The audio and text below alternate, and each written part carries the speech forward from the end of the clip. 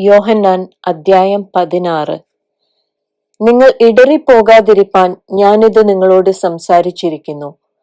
അവർ നിങ്ങളെ പള്ളിഭ്രഷ്ടരാക്കും. അത്രയുമല്ല, നിങ്ങളെ കൊല്ലുന്നവനെല്ലാം ദൈവത്തിന് വഴിപാട് കഴിക്കുന്നു എന്ന് വിചാരിക്കുന്ന നാഴിക വരുന്നു. അവർ പിതാവിനെയും എന്നെയും അറിയായ്ക കൊണ്ട് ഇങ്ങനെ ചെയ്യും. അതിന്റെ നാഴിക വരുമ്പോൾ ഞാൻ അത് നിങ്ങളോട് പറഞ്ഞിട്ടുണ്ടെന്ന് നിങ്ങൾ ഓർക്കേണ്ടതിന് ഇത് നിങ്ങളോട് സംസാരിച്ചിരിക്കുന്നു.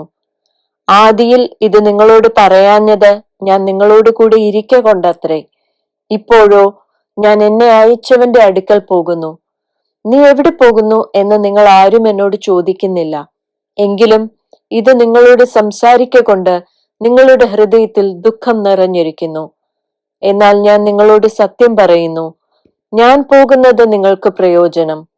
ഞാൻ പോകാഞ്ഞാൽ കാര്യസ്ഥൻ നിങ്ങളുടെ അടുക്കൽ വരികയില്ല. ഞാൻ പോയാൽ അവനെ നിങ്ങളുടെ അടുക്കൽ അയക്കും. അവൻ വന്ന് പാപത്തെക്കുറിച്ചും നീതിയെക്കുറിച്ചും ന്യായവിധിയെക്കുറിച്ചും ലോകത്തിന് ബോധം വരുത്തും. അവർ എന്നിൽ വിശ്വസിക്കായ്ക കൊണ്ട് പാപത്തെക്കുറിച്ചും ഞാൻ പിതാവിന്റെ അടുക്കൽ പോകുകയും നിങ്ങൾ ഇനി എന്നെ കാണാതിരിക്കുകയും ചെയ്യുന്നത് കൊണ്ട് നീതിയെക്കുറിച്ചും ഈ ലോകത്തിന്റെ പ്രഭു വിധിക്കപ്പെട്ടിരിക്കൊണ്ട് ന്യായവിധിയെക്കുറിച്ചും തന്നെ. ഇനിയും വളരെ നിങ്ങളോട് പറവാനുണ്ട്, എന്നാൽ നിങ്ങൾക്ക് ഇപ്പോൾ വഹിപ്പാൻ കഴിവില്ല.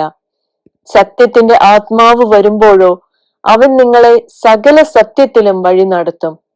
അവൻ സ്വയമായി സംസാരിക്കാതെ താൻ കേൾക്കുന്നത് സംസാരിക്കുകയും വരുവാനുള്ളത് നിങ്ങൾക്ക് അറിയിച്ചു തരികയും ചെയ്യും.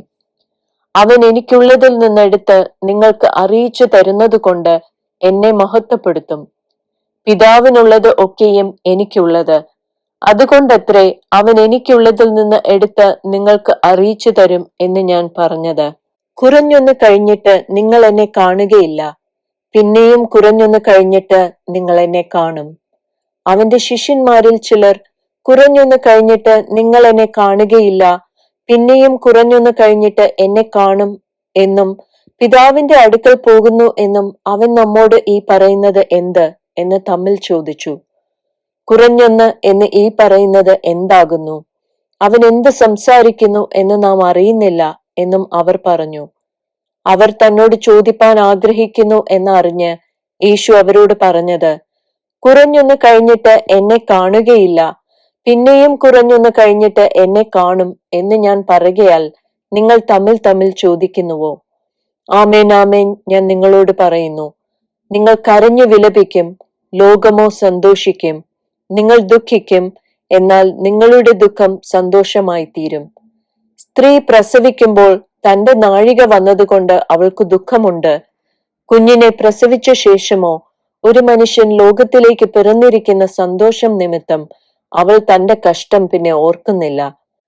അങ്ങനെ നിങ്ങൾക്ക് ഇപ്പോൾ ദുഃഖമുണ്ട് എങ്കിലും ഞാൻ പിന്നെയും നിങ്ങളെ കാണും. നിങ്ങളുടെ ഹൃദയം സന്തോഷിക്കും. നിങ്ങളുടെ സന്തോഷം ആരും നിങ്ങളിൽ നിന്ന് എടുത്തു കളയുകയില്ല. അന്ന് നിങ്ങൾ എന്നോട് ഒന്നും ചോദിക്കയില്ല. ആമേൻ ആമേൻ ഞാൻ നിങ്ങളോട് പറയുന്നു, നിങ്ങൾ പിതാവിനോട് അപേക്ഷിക്കുന്നതൊക്കെയും അവൻ എന്റെ നാമത്തിൽ നിങ്ങൾക്ക് തരും. ഇന്നുവരെ നിങ്ങൾ എന്റെ നാമത്തിൽ ഒന്നും അപേക്ഷിച്ചിട്ടില്ല. അപേക്ഷിപ്പിൻ, എന്നാൽ നിങ്ങളുടെ സന്തോഷം പൂർണ്ണമാകും വണ്ണം നിങ്ങൾക്ക് ലഭിക്കും. ഇത് ഞാൻ സദൃശമായി നിങ്ങളോട് സംസാരിച്ചിരിക്കുന്നു. എങ്കിലും ഞാൻ ഇനി സദൃശമായി നിങ്ങളോട് സംസാരിക്കാതെ പിതാവിനെ സംബന്ധിച്ച് സ്പഷ്ടമായി നിങ്ങളോട് അറിയിക്കുന്ന നാഴിക വരുന്നു. അന്ന് നിങ്ങൾ എന്റെ നാമത്തിൽ അപേക്ഷിക്കും. ഞാൻ നിങ്ങൾക്ക് വേണ്ടി പിതാവിനോട് അപേക്ഷിക്കും എന്ന് ഞാൻ പറയുന്നില്ല. നിങ്ങൾ എന്നെ സ്നേഹിച്ചു. ഞാൻ പിതാവിന്റെ അടുക്കൽ നിന്ന് വന്നിരിക്കുന്നു എന്ന് വിശ്വസിച്ചിരിക്കൊണ്ട് പിതാവ് താനും നിങ്ങളെ സ്നേഹിക്കുന്നു. ഞാൻ പിതാവിന്റെ അടുക്കൽ നിന്ന് പുറപ്പെട്ട് ലോകത്തിൽ വന്നിരിക്കുന്നു. പിന്നെയും ലോകത്തെ വിട്ട് പിതാവിന്റെ അടുക്കൽ പോകുന്നു. അതിന് അവന്റെ ശിഷ്യന്മാർ, ഇപ്പോൾ നീ സദൃശ്യമൊന്നും പറയാതെ സ്പഷ്ടമായി സംസാരിക്കുന്നു. നീ സകലവും അറിയുന്നു എന്നും ആരും നിന്നോട് ചോദിപ്പാൻ നിനക്ക് ആവശ്യമില്ല എന്നും ഞങ്ങൾ ഇപ്പോൾ അറിയുന്നു. ഇതിനാൽ നീ ദൈവത്തിന്റെ അടുക്കൽ നിന്ന് വന്നിരിക്കുന്നു എന്ന് ഞങ്ങൾ വിശ്വസിക്കുന്നു എന്ന് പറഞ്ഞു. യേശു അവരോട്, ഇപ്പോൾ നിങ്ങൾ വിശ്വസിക്കുന്നുവോ?